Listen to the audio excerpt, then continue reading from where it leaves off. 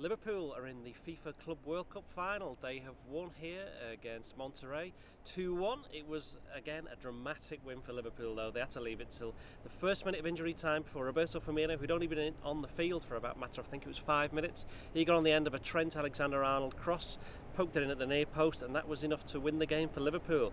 It was a very strange game in many cases, in many ways I should say, because Liverpool's team lineup, for a start, there was no Virgil van Dijk, he was ill.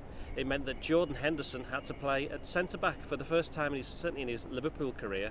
And as Jurgen Klopp said afterwards, there was a reason why Jurgen Klopp, at the end of the game by the way, made a beeline straight for Henderson, gave him a massive hug, because Henderson had done that well in the game.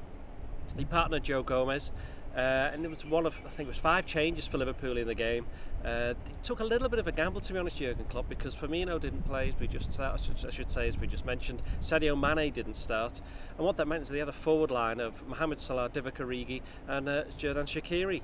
Salah, we saw in the start of the game, even before the game had even started, it was while they were warming up. The minute he walked out, the whole crowd here, there was 45,000 here in the Khalifa International Stadium. Nearly all of them were supporting Liverpool, apart from a small pocket of fans who were supporting Monterrey. They'd come over from Mexico. So every time Salah got the ball, every time his face came up on the big screen, there was a huge cheer. Obviously, for the Arabic community, he's a massive, massive icon for them, and he was made to feel very, very welcome. And it was, in fact, it was Mohamed Salah, his great piece of skill to turn away from Nicolas Sanchez in the 12th minute and put a pass through that meant that Naby Keita was on the hand to tuck the ball away, give Liverpool an early lead, and that was his 3rd goal in 3 games. Keita was one of several players who I thought did particularly well on the night. But within 2 minutes, Liverpool though were back level. Monterrey got back into the game. It was a free kick, or sorry, I should say, a set piece came in from the right wing. Liverpool didn't really deal with it properly. Alex Oxlade-Chamberlain put a header, it went up in the air, it was knocked back into the danger zone, went over the top of Andy Robertson.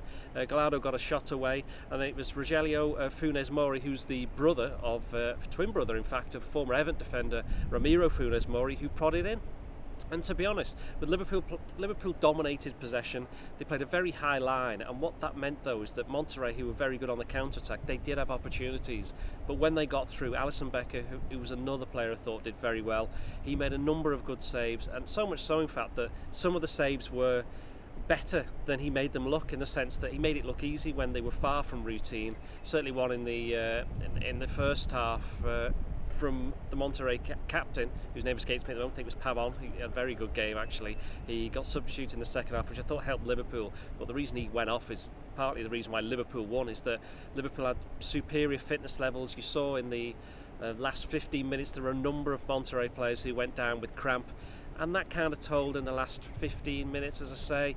Liverpool just kind of up the pressure, and while Monterrey kind of they ended the game actually very, very strongly. They had a couple of near misses in the minutes after Firmino scored, but Liverpool, I wouldn't say they rode their luck, but they certainly did enough to win the game. There was one interesting flashpoint in the game. Joe Gomez brought down from Funes Mori when he was kind of beaten to I think it was a high ball. He didn't have to bring him down. It was just just inside the Liverpool half, and Jordan Henderson was coming around the other side, and the referee gave a yellow card, which was the right decision. But then shortly afterwards, Gomez handled the ball. It was an accidental handball, but it was a free kick, and Antonio Mohamed, the Monterrey manager, was up in his technical area giving it all the imaginary yellow card, wanting to see a second yellow card and a red for Gomez. And Jurgen Klopp didn't take too kindly to this, and some of you may have seen the pictures or may have seen the footage at the time where he then went up to left his technical area and started waving a yellow card at the Monterrey boss. In the end, the referee just booked both of them, and it all simmered down, though the Monterrey boss did say after the game that he thought it should have been, at least one of them should have been a red card. I mean, to be honest, I don't necessarily agree with him, but he was, the Monterrey boss was quite fair in his assessment of the game. He thought that Liverpool in the end just had better concentration, better fitness levels, and that ultimately is what decided the game. Liverpool then go on to play Flamengo in the final on Saturday. As I say, there was 45,000 here, nearly all of them were Liverpool fans. We've seen around Doha, and we've mentioned this a few times on these videos, that there are about between 10 and 15,000 Flamengo fans. Jurgen Klopp made mention of it actually in his post-match press conference, where he said that there were quite a few people celebrating around the Liverpool's team hotel when Flamengo won. So he was aware of the strength of feeling amongst many of the Brazilians who've come over here.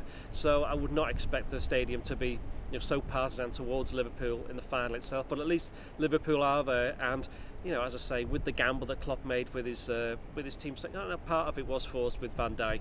He wasn't left with many defensive options in midfield and ended up playing Adam Lallana as the number 6. And Klopp even said in a competitive game he doesn't think he can remember ever putting such an offensive midfield with Alex Oxlade-Chamberlain in there as well.